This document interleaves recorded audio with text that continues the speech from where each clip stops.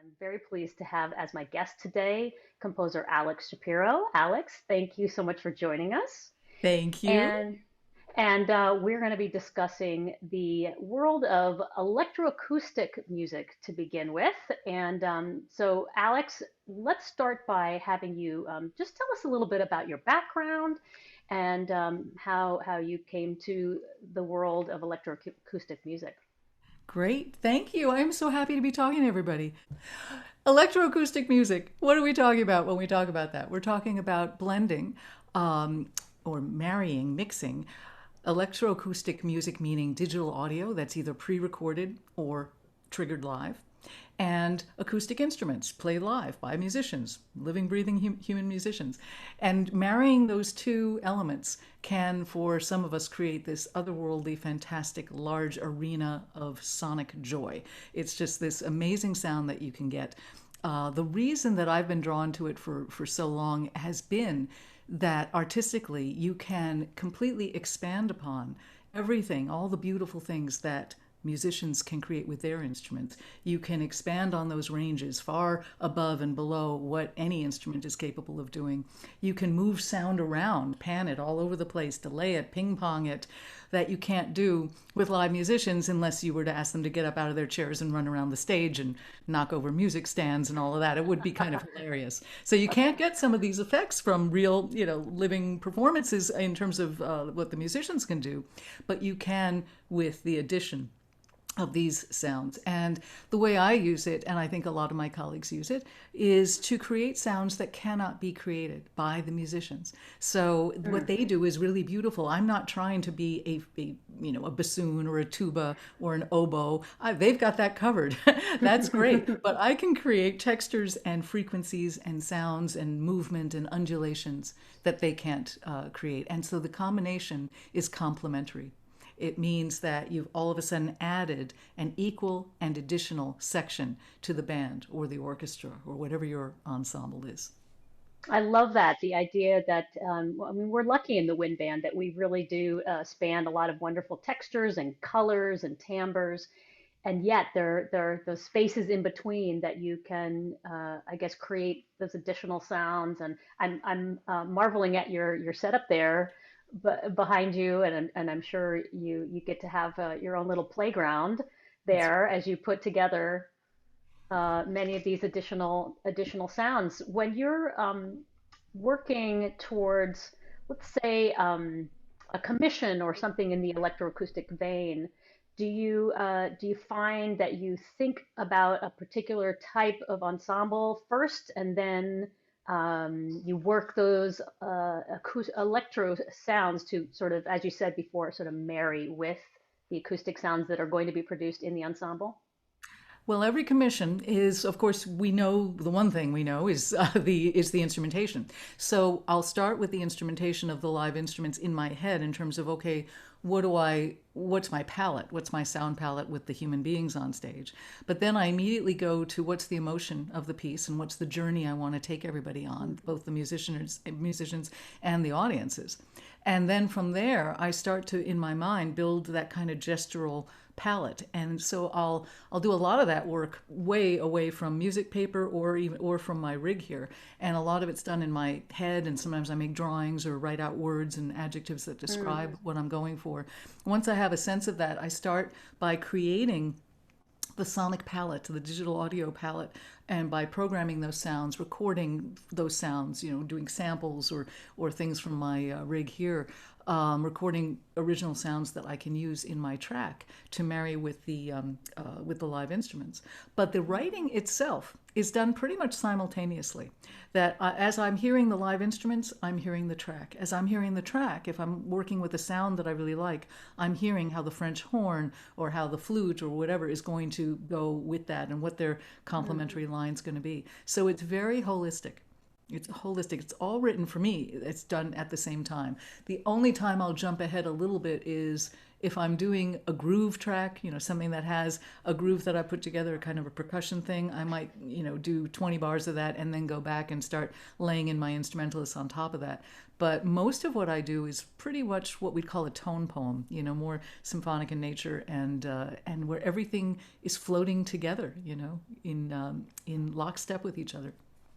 Oh, that's great. I actually, you reminded me, I think one of the very first electroacoustic pieces I heard was one of yours live at a CBDNA regional conference. And I believe it was Oregon State University.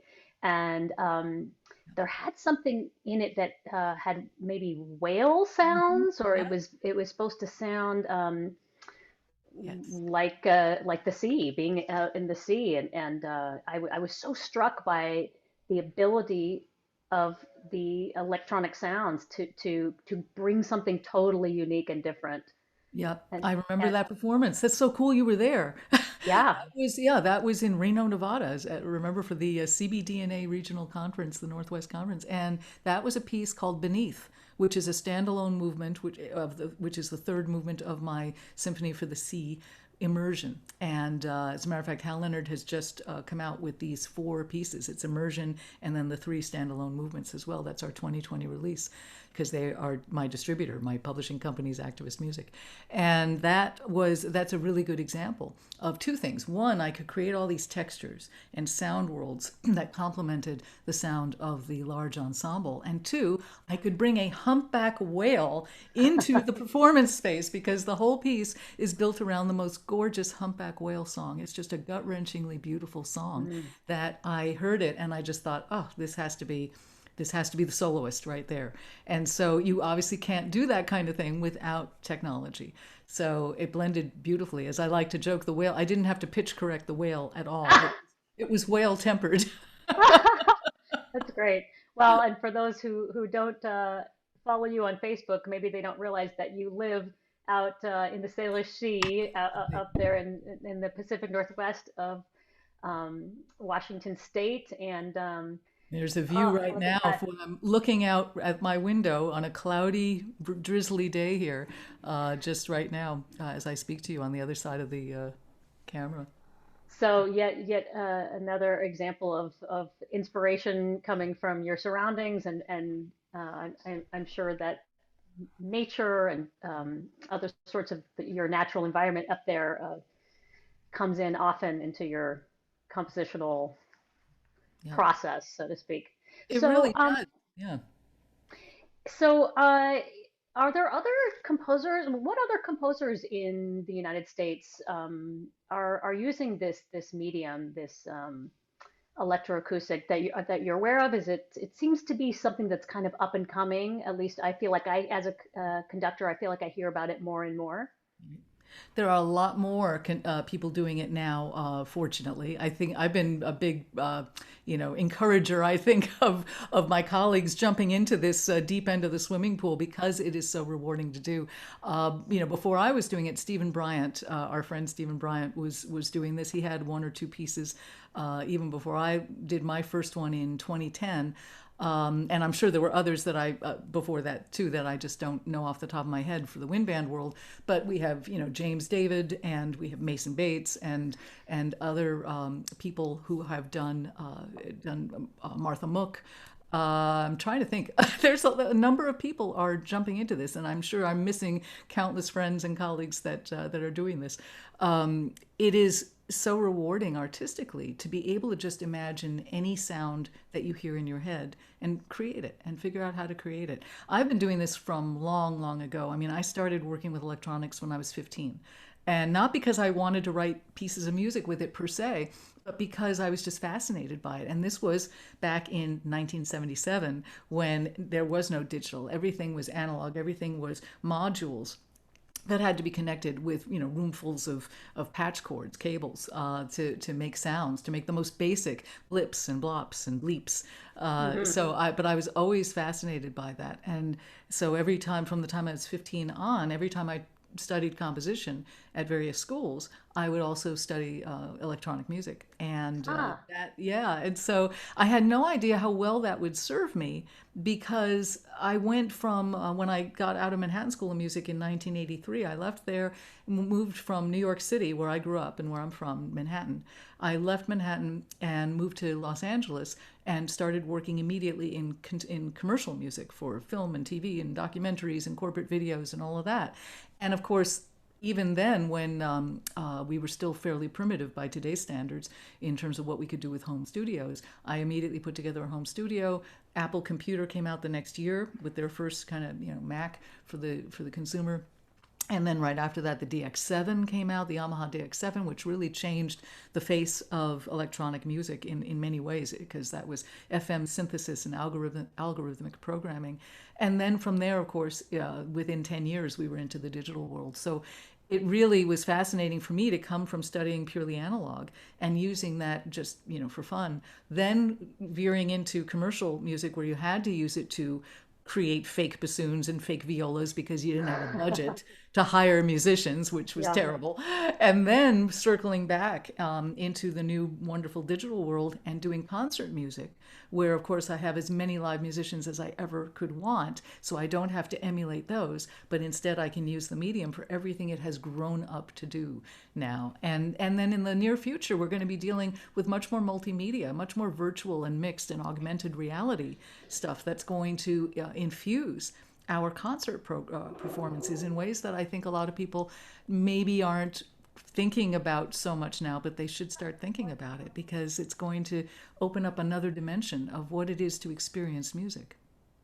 I can actually imagine where up and coming young musicians who are interested in doing some composing, they might actually see this as a way to express themselves in new and interesting ways that perhaps they thought just a sheer like quote unquote classical approach with acoustic instruments maybe didn't excite them nearly as much as now, kind of sort of blending these two worlds. You mentioned Mason Bates earlier. I think many people are excuse me, familiar with his piece Mothership, that sort of takes these two sort of genres and kind of marries them with sort of electronic dance kinds of sounds. And I'll bet there's going to be a whole other generation of composers coming up, at least certainly in the United States, who will be interested in exploring those combinations. Yep, absolutely. I mean, it opens up a kind of relevance that is refreshing to see in concert music. One of the great things about being a 21st century composer, whether you're doing acoustic music or electroacoustic music or purely electronic music, there are no rules anymore. As long as you do something well, you can write in any genre you want. You can put all the genres together in one piece if you do it well. And I've tried that in a few instances. But there are no rules. 40 years ago, when I was in conservatory, there were a lot of rules. Mm, And someone like me would never have a career, ever, because it was just like, oh, come on, really? It wouldn't be taken seriously. Things have changed greatly because of the internet, because of, access on YouTube to everything, access to, yeah, everybody's ears have expanded so beautifully to understand how much there is out there and that it's all valid. Um, it's it's great. I really exciting. Yeah. I actually want to kind of put a pin in that a little bit. And we'll come back to that in a minute, but I'd like to talk a little bit about from the conductor's perspective, those of us who maybe have not yet delved into this world of electroacoustic might at first feel a little bit intimidated or not sure you have the right technology, and am I going to have a click track in my ear? And so what would you say would be sort of the conductor's 101 just for how to jump in, maybe put a little toe into the shallow end of the pool, so to speak. Number one is don't be scared. It's not as scary as it might look. I've walked a lot of conductors through this. And what's interesting is so many, I mean, literally thousands of conductors that are all in my database now play these pieces. And they're also delighted to find that it's not the scary thing that it might initially appear to be. If you have a laptop, and literally, if you have no budget at all and just use a pair of USB headset, a USB headset, USB headphones. That's really all you need to plug into whatever venue you're in, your regular auditorium or even a gymnasium at a school, much less a concert venue, has a mixing board and two speakers. I mean, usually everybody's got that, a public address system. And so you can do this on with virtually no budget at all. If you do have a budget, then it's really great to have a little what's called a digital audio interface. It's just a traffic cop that connects the laptop through the mixer and outputs the headphones, and the sound routes the sound to the performance venue.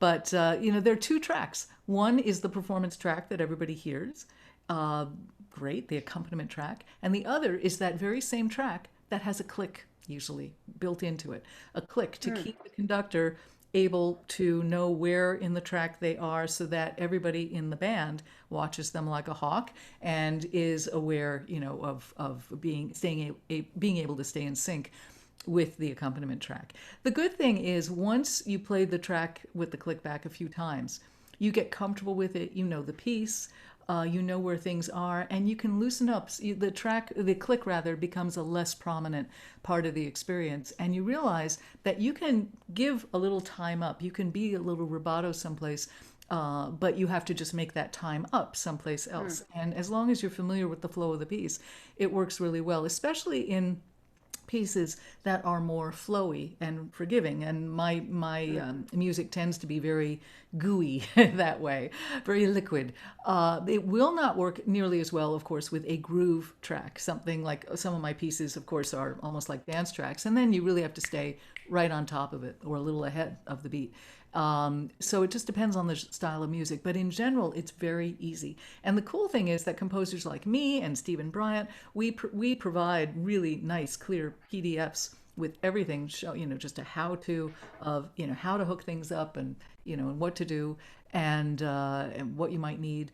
And then, of course, because we're still looking at the daisies from this side up, we're still alive, and so you can get emails if somebody really needs help. We always drop everything to help and to say, oh, okay, here's what you do, or so I think that's one of the benefits, of course, of performing the music of living composers. We Mm. help, we participate, we write back, not only with technical stuff, but we zoom into the bands and we work with the musicians and with the conductor, and it's such a joyous interchange, and exchange of ideas and just the essence of what music is, communication.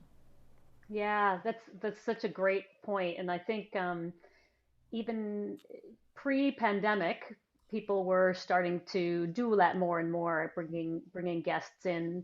I'm not sure we knew it was Zoom back then that people would use, but whatever platform. And so now I feel like more and more conductors, educators, we're all so familiar with this platform now that hopefully that will encourage more and more connection with living composers and educational scenarios where students can really learn and interact I think with that's them. going to be a huge, huge thing, a positive thing coming out of this pandemic, which, of course, there's been so much of frustration and sadness for us from it.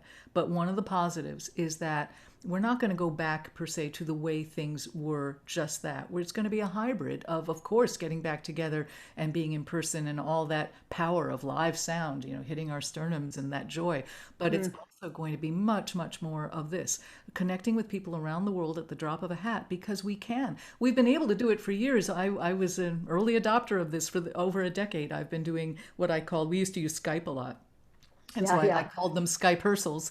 And so, for many, many years, I've been Skyping myself around the world into band rooms and rehearsals everywhere to engage, and encouraging my peers to do the same, because it is so powerful. And now, because we had to, suddenly everybody has discovered how important and wonderful it is to bring other human beings into the mix, the people who created the music, and let the musicians have that connective experience. That's great. Um, let's pivot back to what we started to talk about a bit ago, which was expanding the notion of what is classical music, and let's talk about diversity in classical music, and we can talk about that in terms of genres and the mixing of musical ideas, but also I think in the people we put out in front of our students as representatives of this lowercase c classical music that we refer to. I know, Alex, that you have been at the forefront of this sort of movement of diversifying classical music, certainly in our country, in the U.S. And let's talk a little bit about that and what that means to you and what that sort of movement has been like for you in the recent past. Well, it's been rewarding to see that slowly but surely, gradually, we're seeing a big, big improvement in the balance of composers being represented on programs. You know, the people who are writing the music should be reflective of the people who are playing it and the people in the audience. Everybody's got a unique voice, and women and people of color, people from diverse backgrounds and heritages, they all have different voices that the white men who have been doing this for a long time, who have very valuable voices, don't have our voices. You know, they're very different perspectives. All valid. There's not. This is not anything against the existing, majority composers that are out there. It's just that there's more to it than that. There's more available now, and there's so many reasons for that. Consciousness has changed greatly over the past few decades. One of the things that's been huge in that, and a big proponent of that, has actually been technology. Because when everybody has access, suddenly everybody has the ability to get their voices heard. Everybody has the ability to, if they so choose, to participate. That was a lot harder to do, let's say 40 years ago, just using that 1980 as a benchmark, because it was before, most desktop computers, and certainly long before the internet. So if we say 1980, 40 years ago, it was a very different world because, for instance, in the music world, everybody was beholden to the gatekeepers, publishers, and record companies. Now, there is nothing wrong with publishers and record companies. The good ones are wonderful and they're incredibly helpful to the careers of anybody wanting to get their music out there. But they were gatekeepers in that if you weren't in that inner circle and if you weren't sort of approved of and, pat on the head, either because of the nature of the music that you were writing, like someone writing music like mine, forget about it 40 years ago, Mm-hmm. or because you were a woman or a person of color or somebody from, a heritage or a background that was not considered, frankly, as viable or as worthy. I mean, that's the truth. There were a lot of brilliant, brilliant people being shut out for a very long time. All of a sudden, when those people had access through their own computers to be able to start self publishing and getting their own works out there, establishing their own relationships with the people that distribute the music, with the companies that distribute their music, showing up themselves to represent themselves at conferences, et cetera, et cetera. Once that happened, once they had the tools to do that, that really changed the face of music for the better in so many ways because it added all these voices that hadn't been able to come to the light before. And so it's all based at this point, as far as I'm concerned, on encouraging everybody who has that passion to write and to get their work out there to show up, because ultimately the responsibility is on the person who is creating the work and who wants to get it out there. You can't sit in your hovel or in your studio, no matter how cool it is, and expect the world to come to you. It's not going to, it doesn't work that way. You have to show up. You have to be part of the fabric of your community. But now we have so many more ways to do that than we ever had before, and a big support from the community itself saying, you know what, we really value these voices and we want to hear them. It's refreshing.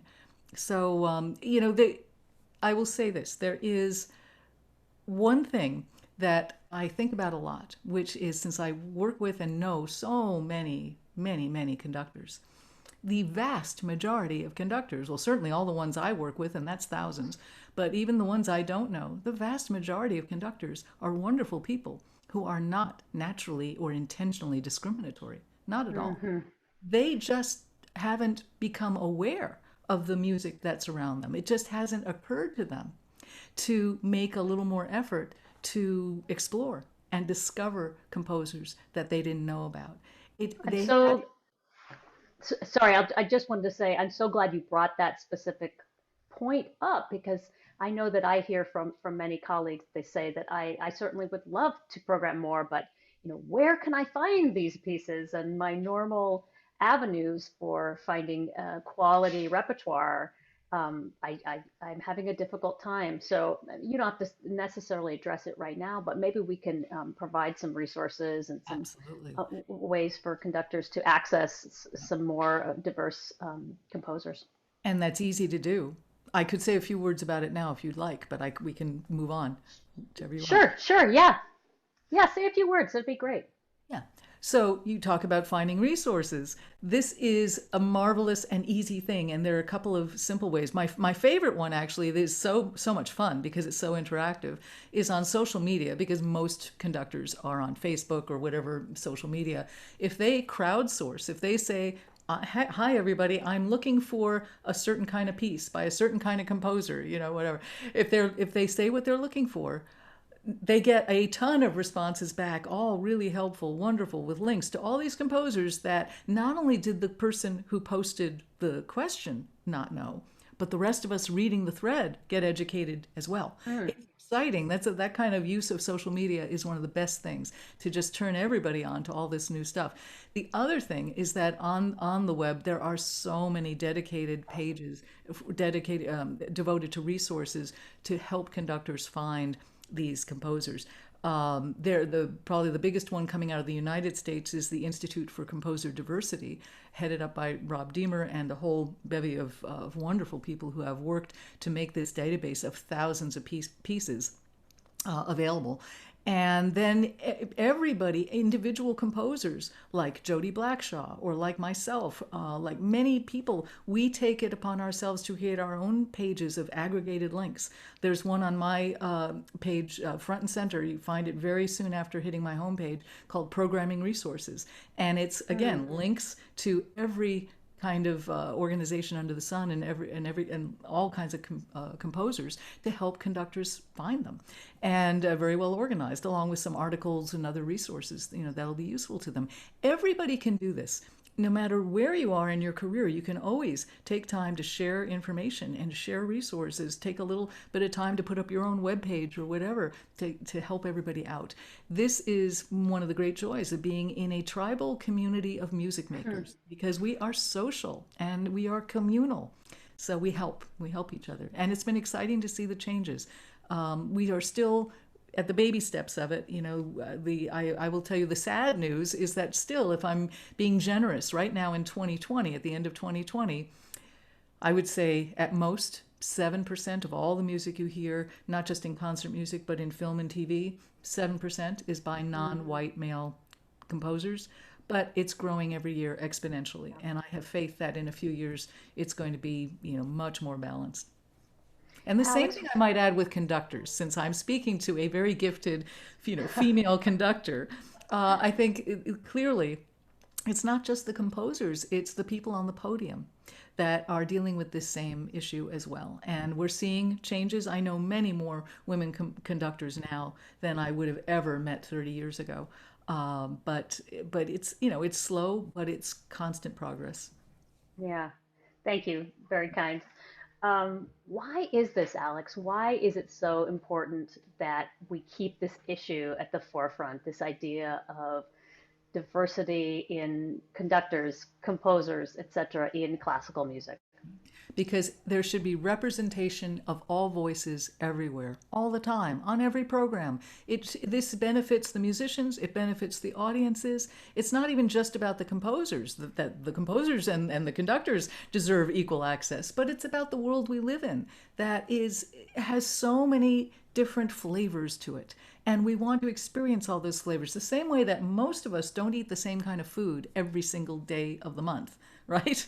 We'll go to a Japanese restaurant, we'll go to a Southern restaurant, we'll go to an Indian restaurant, we'll go Italian food, whatever, right? We all different kinds of food. Nobody thinks anything of that. We're eating diverse food all the time.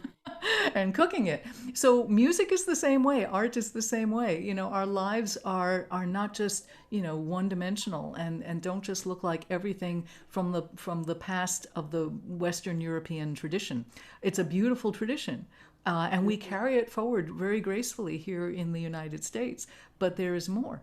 And there's more on both sides of Europe, Asian and Indian and, you know, Polynesian and Filipino and everything. Yeah. It's not just it's the music of Africa. It's the music of people who have not until now had the kind of access of which I spoke earlier, where finally, if they're lucky enough to have a phone or or a computer at hand to be able to participate, it doesn't matter even where they live. As you might have seen a moment ago, I live on a little rock floating in the Salish Sea on a little island that has no bridge. I live in the middle of nowhere up by the Canadian border off of Washington State. And yet, I can communicate with the whole world every single day. I might not have to wear, proper pants and shoes to do it, but, but I'm communicating all the Yeah. time. I love what you said, Alex, about having the music that we perform really reflect not just the musicians themselves, but the audience as well. I live and teach in Southern California, where we have a highly diverse population here, many Hispanic communities and African American communities. And I know that it means a great deal to my students when we get to perform music that speaks to them and reflects them and their heritage. And that's not to say we don't perform Vaughan Williams and Holst and Granger, and that they don't love that music because they are masterworks, of course. But to your point, we carry that tradition forward, Exactly. um, and to bring this in is a both and, as people will say, That's that right. It's a we can both do. and. I love that. And and especially younger kids and students, when younger people see people who look like them doing this wonderful work, talk about being inspired and talk about having all their aspirations opened up. It's like, oh yeah, there's no reason why I can't do this. We're taking away any possible perceived barriers, and it's deeply important. It's just whether it's women's rights or the rights of African Americans or blacks, depending on if you're not in America, or Latinos or Asians. It's all, or LGBTQI. It's all human rights, and it's all equity, and it's about equal access and giving everybody a fair shot based on ultimately on their ability. My parents Yeah.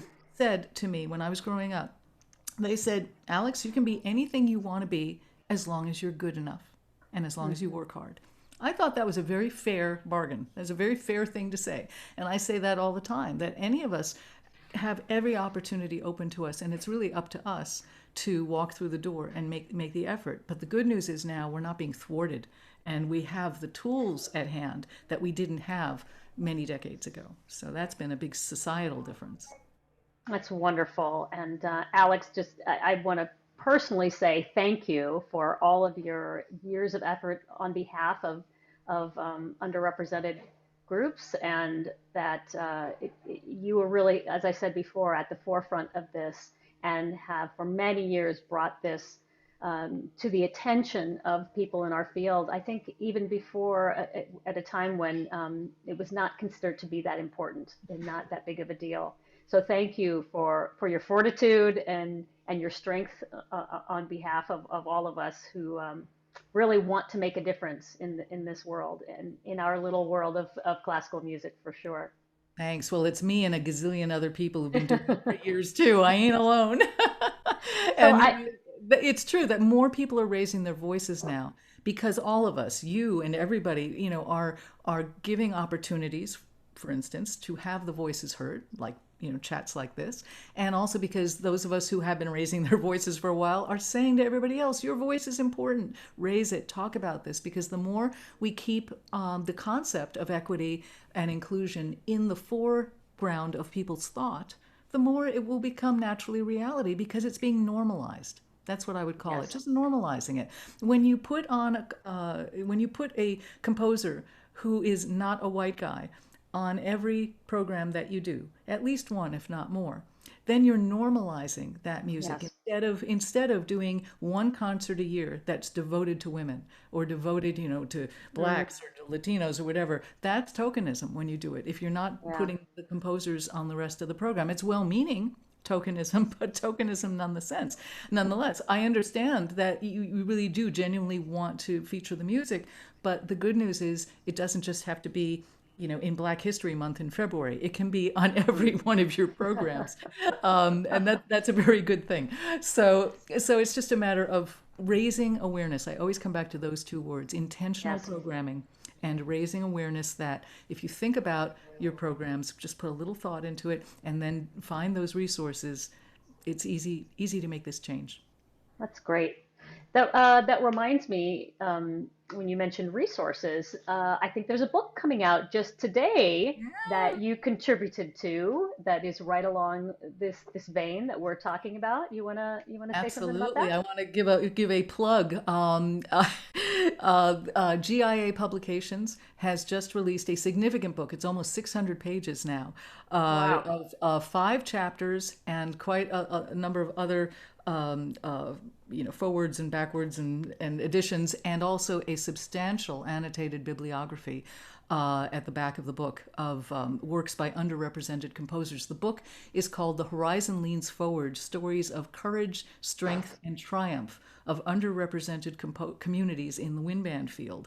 And I'm one of Mm, 6 authors of chapters that deal with every aspect of conducting and composing in this world, and it's a beautiful gem of a book, and you're guaranteed to find something of great interest to you, if not every chapter, whether your interests are women conductors or black conductors or LGBTQIA plus conductors, composers, women composers, you name it, it's all there, and we're addressing so many different issues within it. So the book again is called The Horizon Leans Forward from GIA Publications. And I have to thank them for being so forward in their support of this topic, yeah. because it's a very important and still new kind of topic to be, investing a lot of time and energy in, and we're very pleased. The other uh, uh, Absolutely. yeah, the other contributors, by the way, it was headed up by Eric Young, and a conductor from Oregon State University, and Courtney Snyder, and Rob Taylor, and Jody Blackshaw, and Alfred Watkins, and Eric, of course, and myself are the authors, and with many contributors from so many people whose names you will know when you open up the book. Yeah. That's great. Well, we will put that resource and your website and a couple of other resources in the notes for this video on YouTube, so that our viewers can access those resources. So, Alex Shapiro, thank you so very much for joining us for this Worldwide Winds video series, and best of luck to you. Let's have a fabulous 2021, shall we? We certainly deserve one. It's bound to be better than 2020. So, cheers, everyone. Yeah. Thank Cheers. you, Emily.